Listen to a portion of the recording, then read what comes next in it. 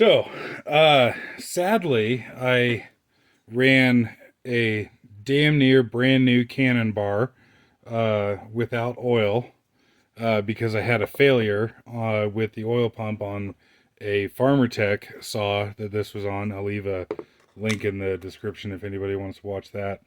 Um, and so it didn't get the bar too bad, but it is a little bit gritty. So I wanted to run this bar on my 660 because I have a high output oil pump on this thing, and I wanted to flood the bar and chain with oil uh, for a bit here to see if, the bar and chain will kind of, I guess, wear back in, if you will. And while I had the camera out and shit, I figured I would talk about cannon bars and my 660 because I think it's interesting.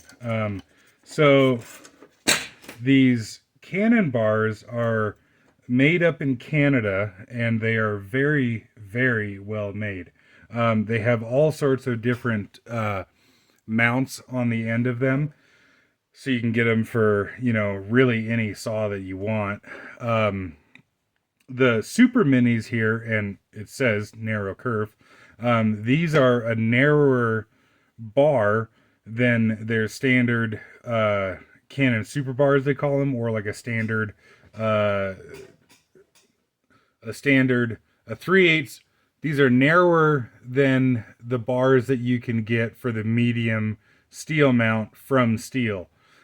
So what's cool about that is that you can get, Canon calls it the S1, but the medium Stihl mount, you can get these Canon Super Minis with a medium Stihl mount and a 3/8 low profile tip on it.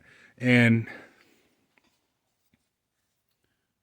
I would assume that these are made by Cannon Bar, and don't quote me, but I would imagine that the way that this goes is Cannon Bar tip. They actually call it 370 LM.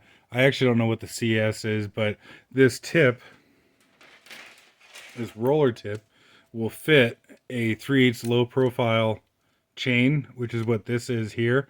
And then I don't have a standard 3/8 chain handy, but it'll fit on this no problem as well too. And so that's pretty slick that you can do that. And I figured, for one, that I wanted to fuck around with running 3/8 low profile chain on a relatively big saw like the 660 and just see how it goes.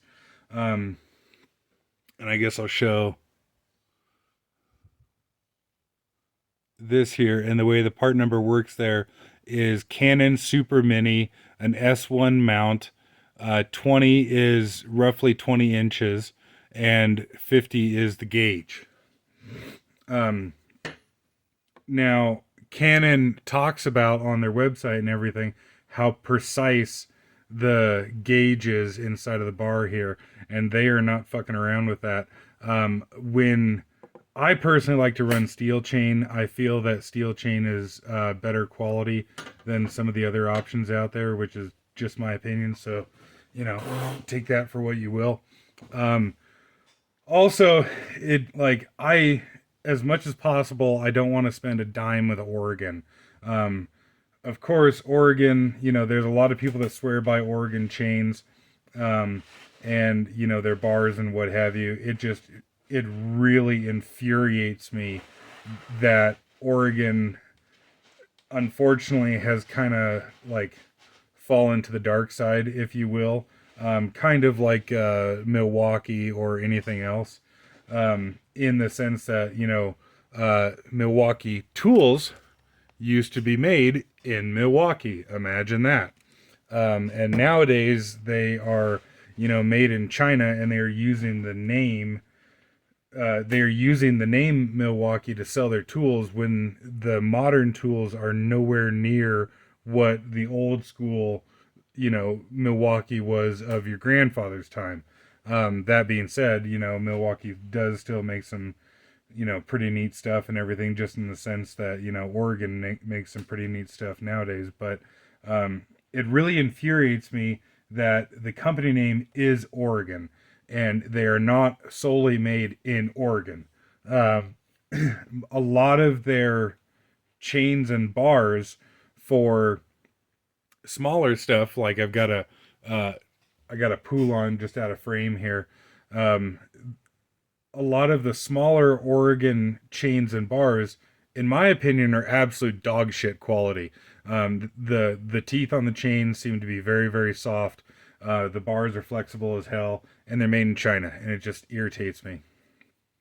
Um, but anyways, so getting back to this, the cannons here are very, very high quality, very precision made and everything. And like I said, Canon kind of touts on their website about how accurate their groove is. When I went down, or when I got this bar, I went down to my local Stihl dealer, and I went down there to have some chains made up. Um,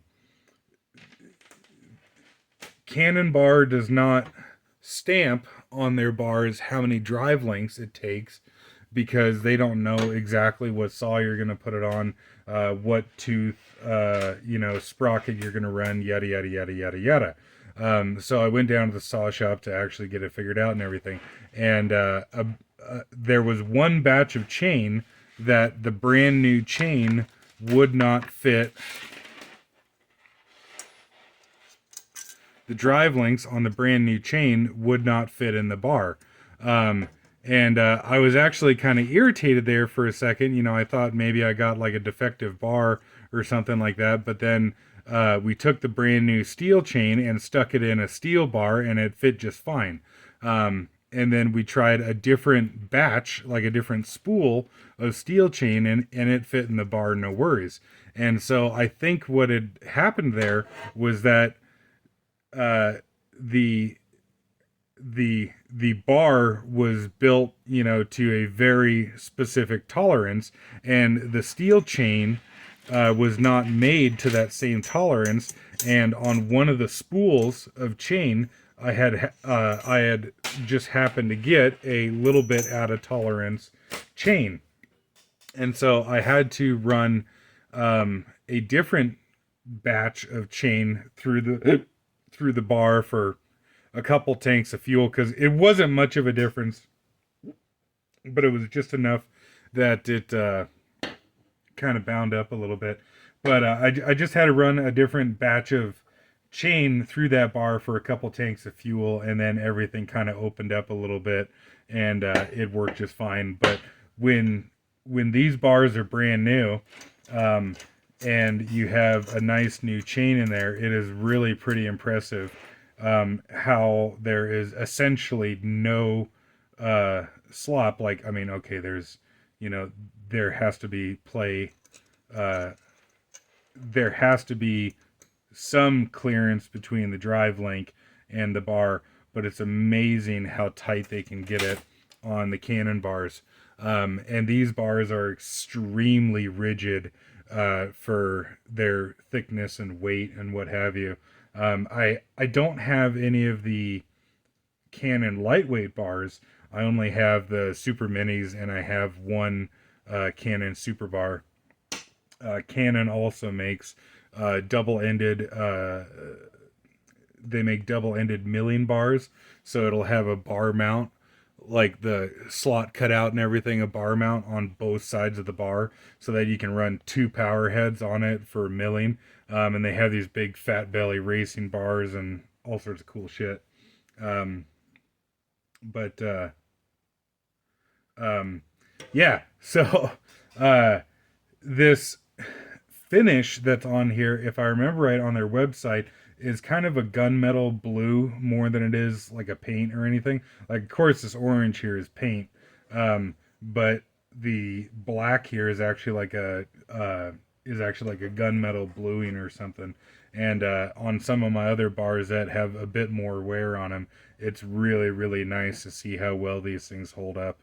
And I think I've got 4 of these bars, and I want to get I want to get several more. They are quite cool. But I guess that's enough about the bar for the moment. And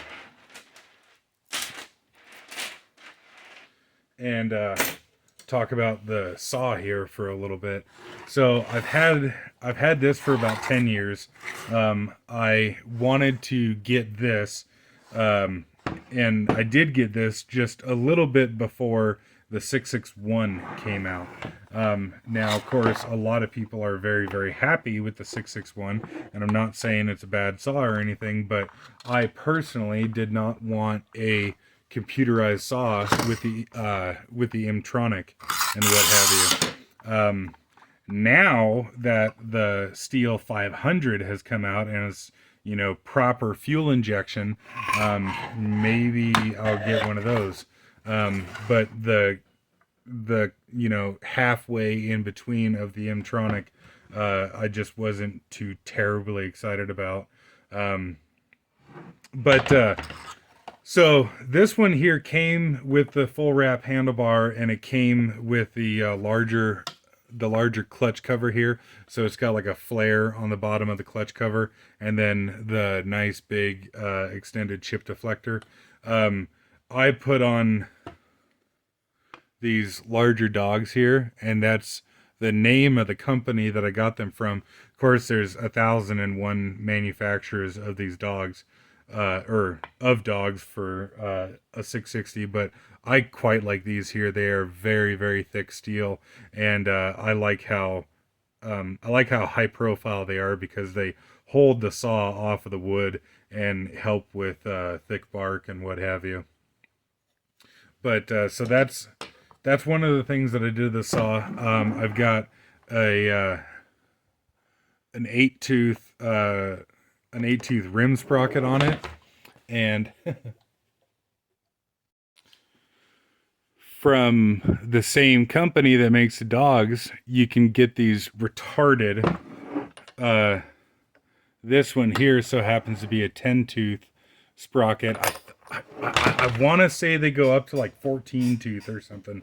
It's really kind of ridiculous how large you can get these things. Oh, and I guess I should point out that this low profile chain will run in a standard sprocket just fine. This one here has got a fair bit of play in it, but there's actually less play in the Stihl sprockets. But see if I can show this here.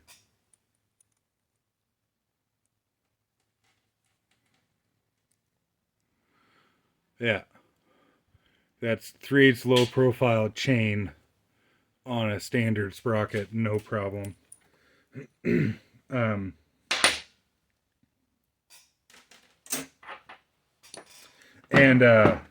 Yeah, I've got a factory Stihl high output oiler on this thing.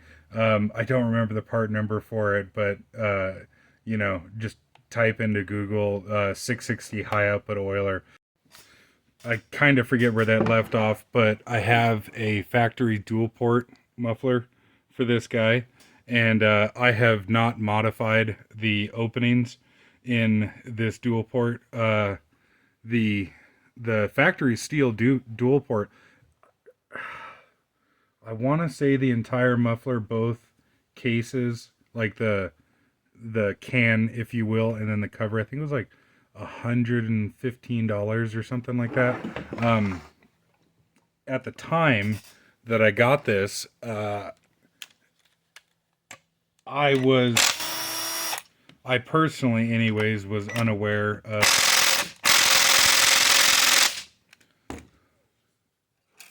too many other options for something other than just the stock muffler that came with it. It seems like, and maybe it's just because the internet's becoming more of a thing and what have you, but it seems like now that there are many other people that make mufflers for saws, or at least muffler covers anyways. There's a West Coast saw makes what's called the bark box. and I don't know, shit, probably half a dozen others, if not more, and half a dozen others, if not more, that are very prevalent on the internet that have uh, either muffler covers or entire mufflers for these things. Um, I did actually buy I think it was a Highway dual port muffler for this saw, and it was a thin, chintzy piece of shit. I didn't know that at the time. I knew that like the Highway brand was a knockoff Chinese brand, but I didn't realize the quality difference. And I don't. Well, if you go back on a couple of my videos, I show the Highway dual port cover that I have for my 440, and you can kind of get an idea there. But I'll grab the stock muffler, or a stock muffler for a 660. I don't completely remember what I did with the original muffler that came off of this. I want to say that I put it on a customer's saw, but I don't actually remember. But the muffler that came on this was just like this one here, although this is obviously a very beat up and sad muffler. But so a solid front cover that's just a piece of steel, and then it has a internal baffle in here and one spark arrestor on this side, and a very tiny,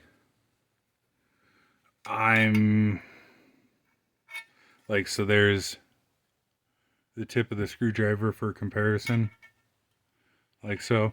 I'm gonna guess that's about 3/8 of an inch of an opening, and that's all you get. With the factory dual port muffler here, you get a much larger opening in the can of the muffler, and then the dual port cover has got a very large opening on here, and this is much heavier built. The metal thickness is probably 3 times that, if I were to guess, of the Highway one. And then on this one here, I actually gutted the muffler on it, in the sense that I took out the baffle that was in here. So this is just an open can now. And I guess pull this over for shits and giggles.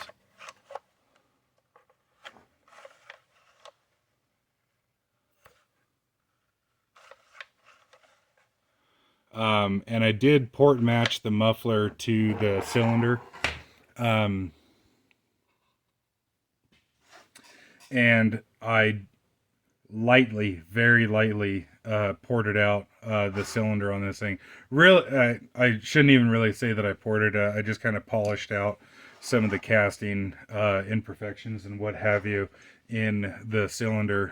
On one hand, it would have been really cool to send this saw out to somebody who actually knows what they're doing. If you see some of the videos and shit on YouTube of a ported saw by somebody who knows what they're doing, versus a stock saw, it's a rather incredible difference to see how bogged down these saws are because of emissions, but also what amazing work some of these guys can do with these things.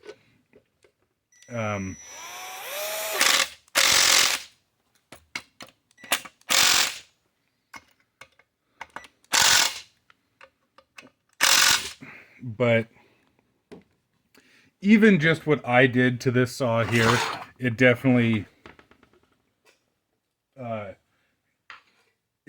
made a difference, and it kind of woke the saw up a little bit, if you will. And it runs like, I don't know, I would describe it as like peppy. It's not a professionally ported saw. It's not anything crazy. I didn't fuck with the timing or anything like that. Still got the factory carburetor on here, but it definitely does run better than it did when I got it. The the thing that sucks about the dual port is how freaking loud it is. It's not bad when you're just cutting timber. doesn't matter. But I've used this saw for milling because it's the biggest saw that that I currently own. Um, and this dual part will get really old really fast when you're milling. Granted, when you're milling, you're typically closer to the power head, and I've noticed that having the log like laid sideways in front of the saw, it just fucking like reflects off of the log. Um, that having been said, though, you can get hearing protection like this 3M Peltor. These things here are incredibly quiet.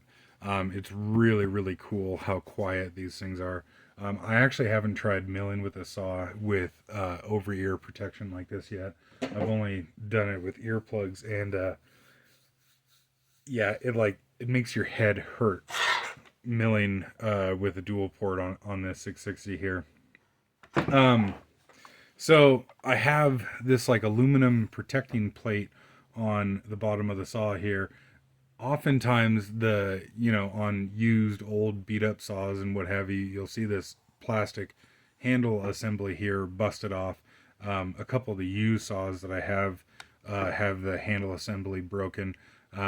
This aluminum plate here I just bought off of eBay for, I don't know, $30 or something like that. And I think it's a really nice addition to help protect the saw, and for not much money too. And I got this scrench holder on the side of it here. This is actually off of the Stihl 460 rescue saw that's intended to be used by like residential firefighters for like, cutting holes in a roof or something like that or whatever. I personally do not know why this doesn't come on all of the wrap handle saws. If somebody doesn't want it, or I guess at least come as an option anyways on the full wrap handle saws. This little rubber piece here, and this is a factory steel part. This will fit, to my knowledge, all of the full wrap handles. The reason that I have it on here is one time I fucking went out in the woods, threw the chain on my fucking 660 here, and I strip searched my pickup, and for some stupid fucking reason I didn't have any tools with me to be able to put the chain back on, and I think it was like the third cut that I made or something like that, throw the fucking chain off, and it's just like, oh, son of a bitch, are you kidding me? Got like half-hour drive, 45-minute drive back to the house or something like that to get the deal. So now on any of my stuff that has a full wrap on it, I have the scrunch holder on here. I'll put the part number for this in the video description. And then I guess the last thing to talk about on here is the Max Flow air cleaner. Which, actually,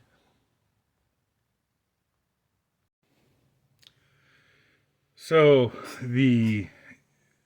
my 660 here has got the Max Flow cover that goes on here, and it just replaces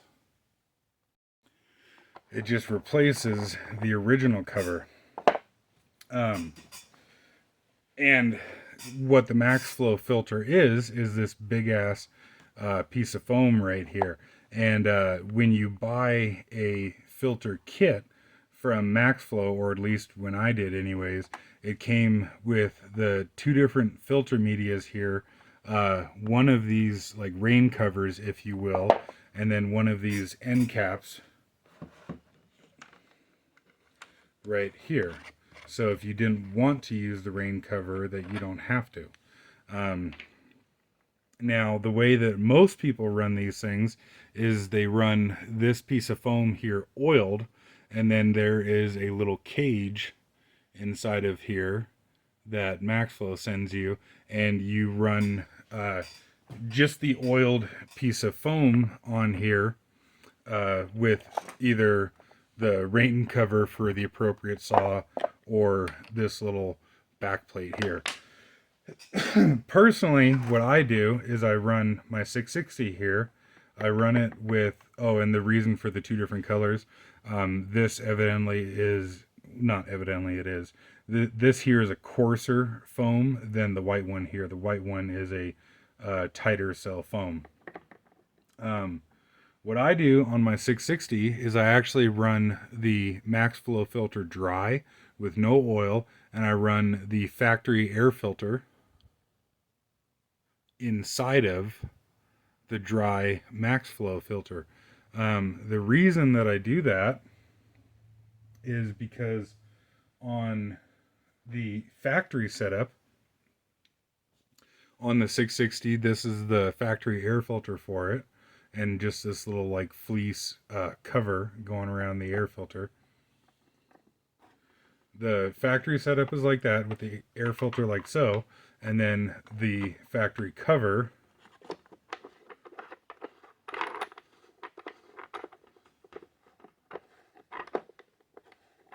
holy shit. Hell's going on here? Here we go. And the factory cover on it like so.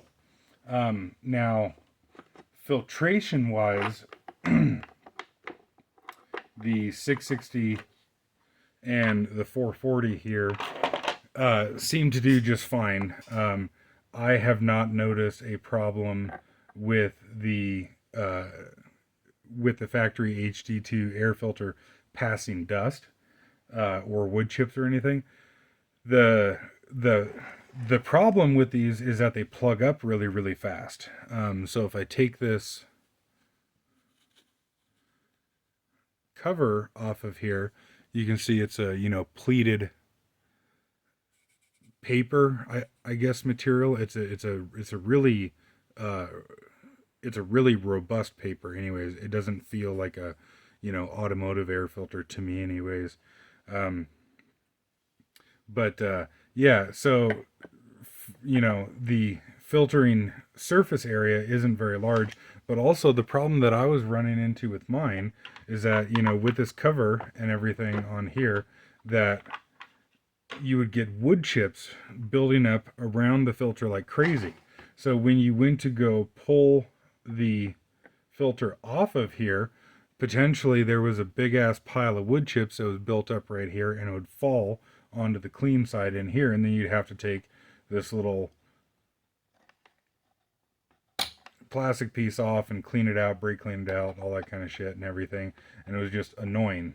Like I said, I never noticed I never noticed a factory filter like passing dust through the media or around the gasket or anything, because with the older saws here, you can actually twist down on this knob and get the air filter cover pretty tight and push this air filter on here pretty hard.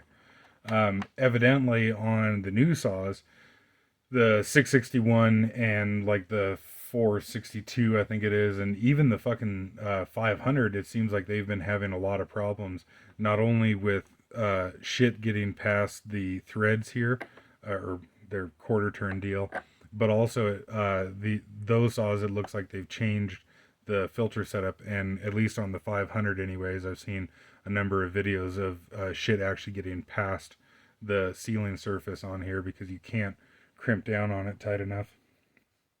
But yeah, so that was my gripe with the factory filter, was shit would build up on top of it, and when you go to pull the filter off to clean it, then shit would fall in there. With the max flow foam on here, you can see that it completely and totally fills that opening for the air filter, and then that way, when you go to pull this filter off here, I haven't had a case where shit falls down into the clean side of the filter. And then this huge surface of foam here does a much better job of holding a lot of wood chips, and oftentimes, like with the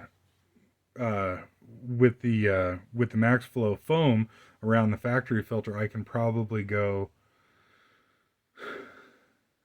assuming here, taking a shot in the dark, I can probably go 10 times as long between cleaning the air filters.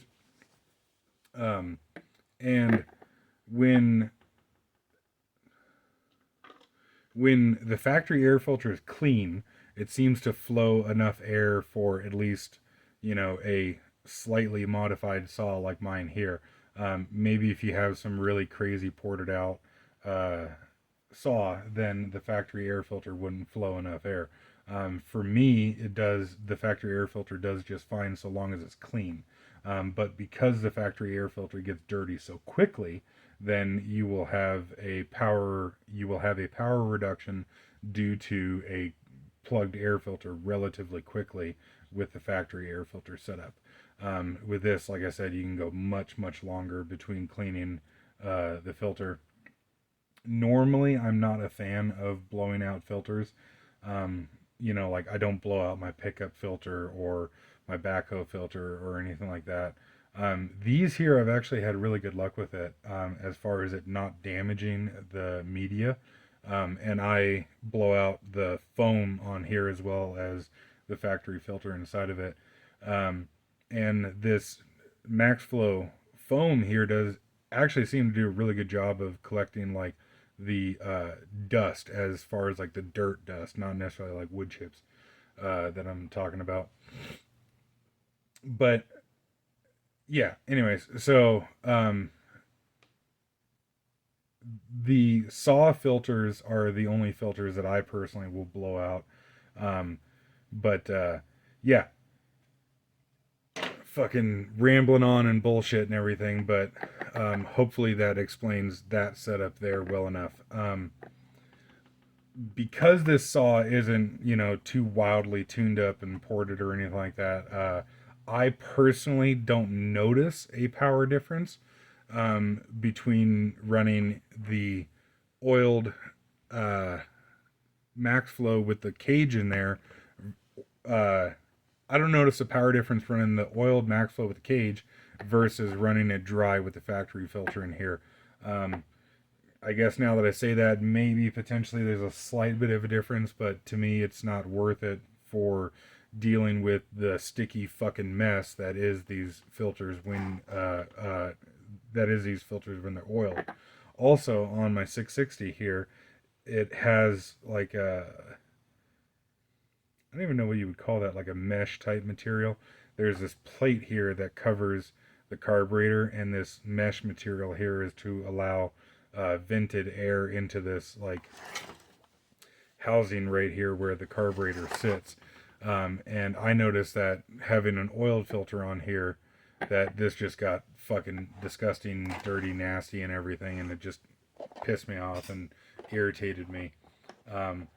However, like I said, when you order a kit from MaxFlow, it comes with all that stuff, or at least mine did, anyways. I heard that MaxFlow was going to stop providing these here. They do not send you with the knobs, but these are cheap enough to buy that I just bought a couple, so I didn't have to like switch the knobs around. You can actually, if you want,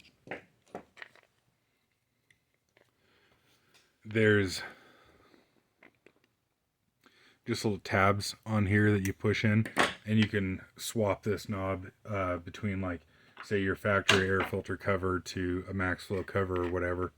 But yeah, so anyways, because they send you the two pieces of foam, the cage for the filter, and this little flat plate here, what I'm gonna do is run the 660 with the setup like it is there, but then on the 440 here, I'm actually going to run this one oiled. This is not oiled at the moment because I'm waiting for some parts to come in for this saw, and of course, it's not a good idea to run these things dry. So I guess it kind of brings up a good point. So the advantage to the MaxFlow filter is that they flow a tremendous amount of air versus the stock filter. The downside to an oiled foam filter is that they will never plug up. So if this filter has collected the maximum amount of material that it can possibly collect, instead of the filter creating restriction and bogging the saw down, it'll actually just start passing sawdust and shit through the filter. It'll start out it'll start out by only passing very, very fine material. And granted, it takes a very, very long time for that to happen. There's a YouTube channel, I believe it's called Red Bull 661, and I'll actually put a link to one of his videos in there where he does a bunch of testing on not only performance but also how long you can run on one of these max flow filters before it starts to pass fine wood chips through it.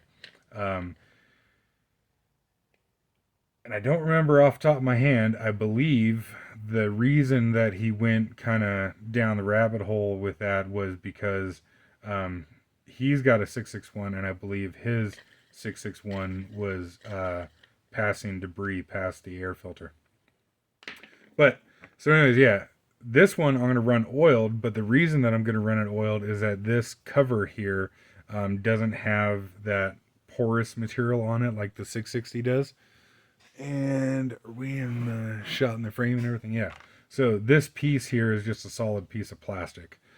So I think that this will be more conducive, if you will, to running the oiled max flow filter. And also it's really kind of nifty. I was debating about buying a max flow setup for this one here to get the cover on it, or to get the rain cover for this thing. And I will eventually get a separate setup for this one here. But for the moment, I'm going to do this here, is take the extra parts that I had from my 660 and run it on the 440 here.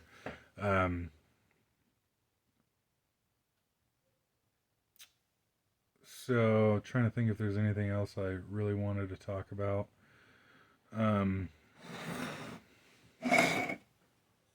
Oh, well, yeah, actually, since I got it here, there's that junky highway dual port cover on the 440 here. Oh, and then, yeah, the scrench holder for the full wrap handlebar.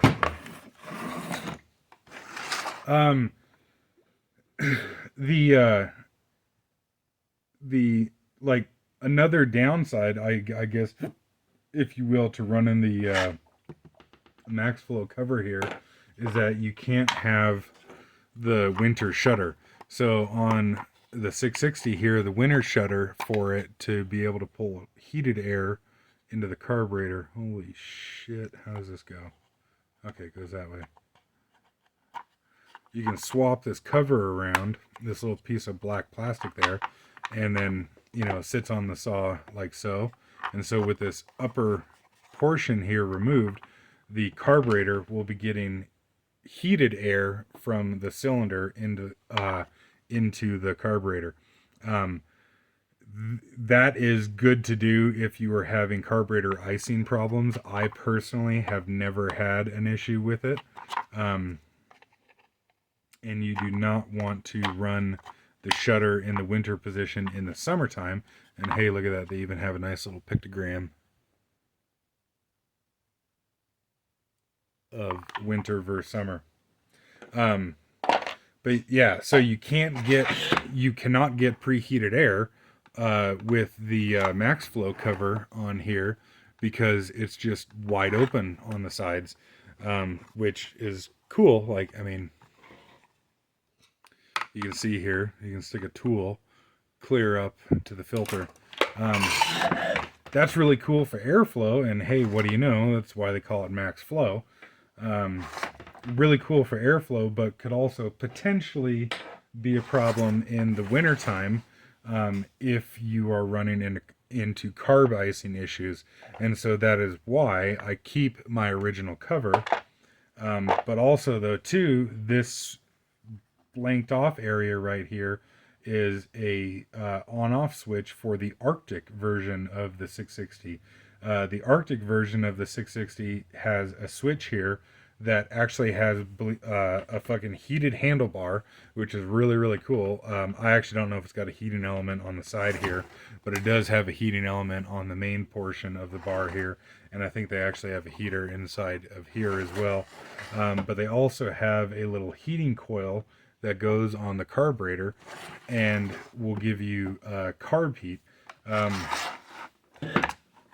Don't quote me because I don't know 100%, but I imagine that it uses a different flywheel and a different, or not a different, but a added coil mounted to the crankcase to generate the energy needed for that. Now, like I was saying, I've never had an issue with carburetor icing, and I'm sure as hell not a logger, and the winters around here have been more and more and more mild with warmer temperatures and less snow, so I don't foresee needing the Arctic version, but I'm just a dork and I like playing around with saws, and I do actually cut and burn a fair bit of firewood every year, and so if I could add a little comfort item to the saw, like heated handlebars, then I just think that that would be cool. At one point in time, I was poking around on the internet and I found a guy that had a parts list for converting a standard saw like this one here to the Arctic version. And if I can find that link, or if I can find that post again, then I will put it in the description. If not, I'm sure you can find it on your own. Just type into Google like 661 Arctic conversion or whatever.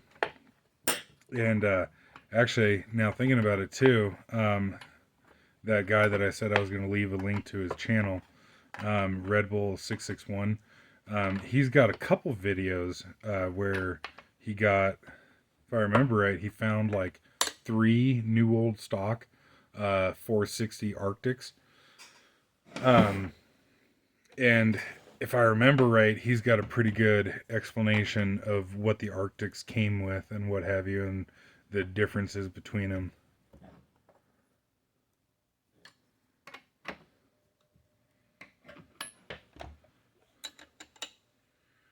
Oh, God. Like I said, I ran this, holy shit.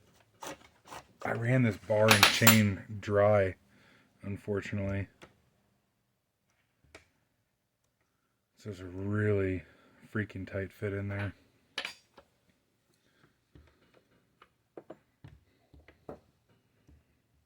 Fuck. I'm so fucking irritated at myself for that.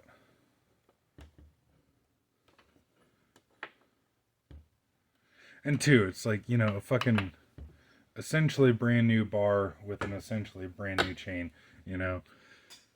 Like, why didn't that happen with some clapped out old bar and, a chain that's damn near to the end of its life? But I'm retarded, and I guess that's what I get.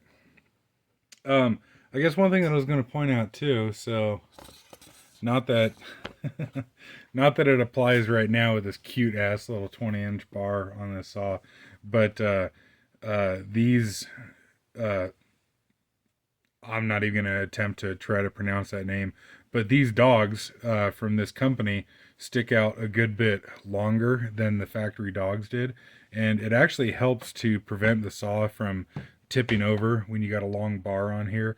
Like, I think if I remember right, because I've had these on here for a while, I think if I remember right, with the 36-inch bar that this thing came with, when you set the saw on the ground, it would tilt the saw forward like so due to the weight of the bar.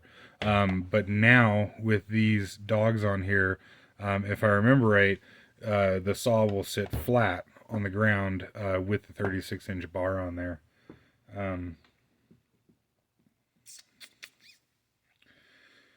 But yeah, I guess that's about it for talking about this thing. I will fire this thing up so you can hear it and see if I can get, the bar and chain turning here. One thing that I've always thought about with this saw is I wanted to put a big bore kit on this saw.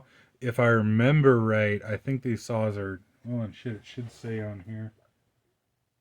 Yeah, stock, these things are 92cc. If I'm not mistaken, when you put a big bore kit on these, it takes them up to like 98cc or something like that. Um, there are, of course, varying different qualities in the cylinder and piston kits that you can get for these. Uh, Shit, now I gotta look it up. So, this company here is what I was referring to. Fuck, yeah, I don't know how you're supposed to pronounce that. I'm retarded and I can't read words good. But if anybody has experience with this company, I would really be curious to hear it. Um, oh fuck, I just realized that was for a Stihl 260, not a 660. But anyways, if I'm not mistaken, they make a big bore for the 660. And yeah, if anybody has experience with this, I would be curious to hear it. Looking through the pictures on eBay here, the cylinder doesn't look as good as a factory Stihl, which I guess is not to be surprising or anything.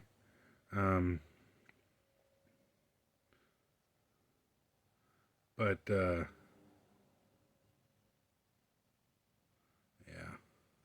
But yeah, if anybody's got any experience, any input on that, I would love to hear it.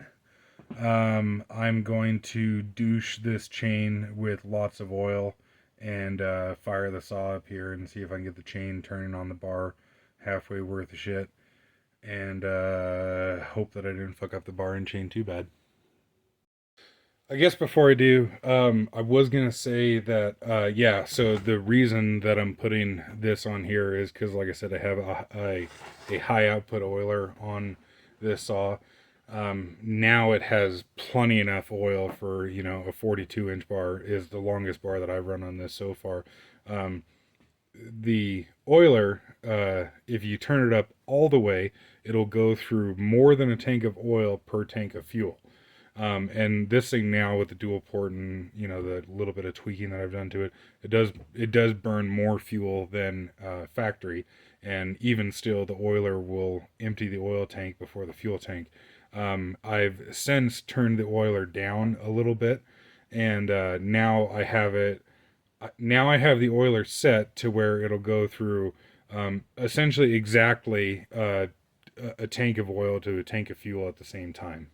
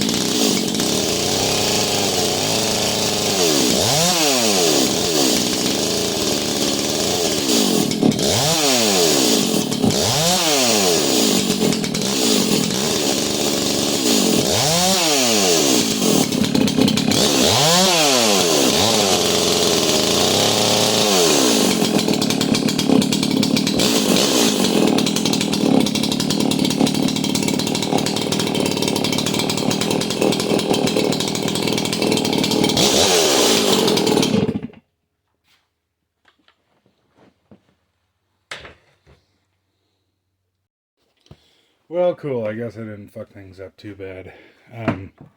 But you can kind of see just in that short bit of running how much oil that saw put out. And you can see a bunch of oil sprayed on the ground and what have you. In case anybody's wondering, this mark right here is my length for firewood. is, I think that's like 16.5 inches or something right there.